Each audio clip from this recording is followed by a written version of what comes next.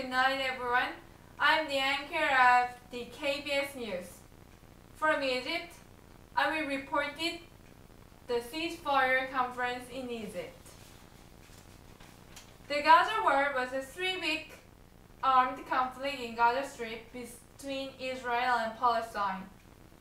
The conflict resulted in between 1,500 Palestinians are dead in this week. Today, there is a conference to talk about Secretary General Ban Ki-moon and the President of Israel and the President of Palestine. Okay, let's connect the ceasefire agreement conference. On behalf of United Nations, I'd like to welcome you to come in ceasefire conference in Egypt. At least 1,500 people have died in this dispute. The United Nations work hard to maintaining peace in the world. We can't overlook this dispute in Gaza anymore.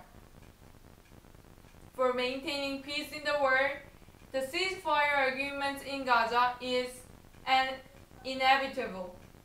At first, Palestinian government, do you agree about this ceasefire agreement?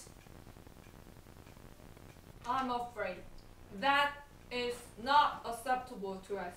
Israel has accounted for this dispute in Gaza. On the 16th of November, Israel assassinated the top military commander al-Jihad al-Zazira. He's a good defense minister. They made an attack against us first. Israel has a painful toll for the attack. Winning is everything. We claim that this was jihad and continued to attack against Israel until they realized how foolish they were.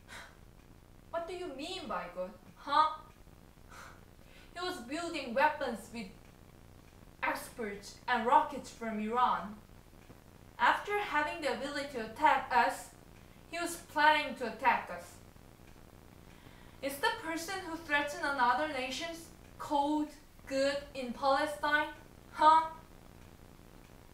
This is the inevitable measurement to protect our citizens from possibility attack. That's it. Do you think it was a really expensive attack? Think again. At least 1,000 people were dead in last week. 1,000 people just in a week. There is no reason to justify the missile attack towards civilians. Please, look at this picture. He was victim of this lunch.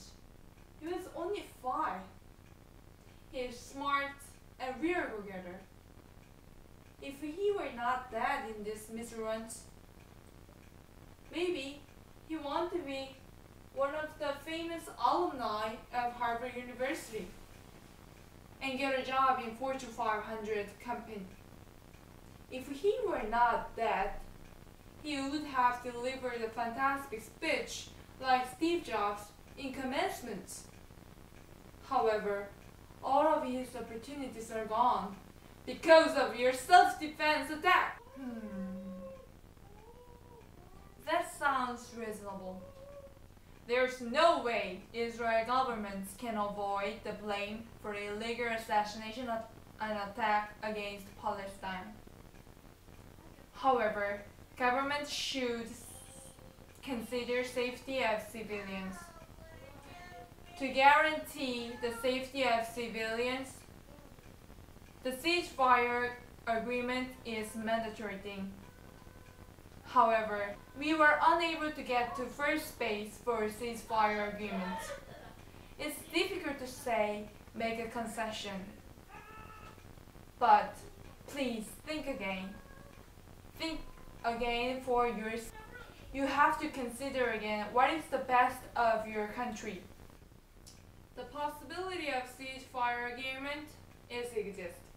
However, there is one precondition to that. Israel have to admit the effort and relax regulation in Gaza and stop targeted killings against Palestine. Okay, Israel has agreed to end all hostility and targeted killing against Palestine, while Hamas was stopped their attack against us. All Palestine shall stop all hostility and attacks against Israel along the border. Conference seemed impossible, but we pulled it up. The United Nations and many nations in the world welcomed this determination in Gaza. However, there is still tough issues on the table to maintain peace in Gaza. The United Nations have to maintain this peace in Gaza forever.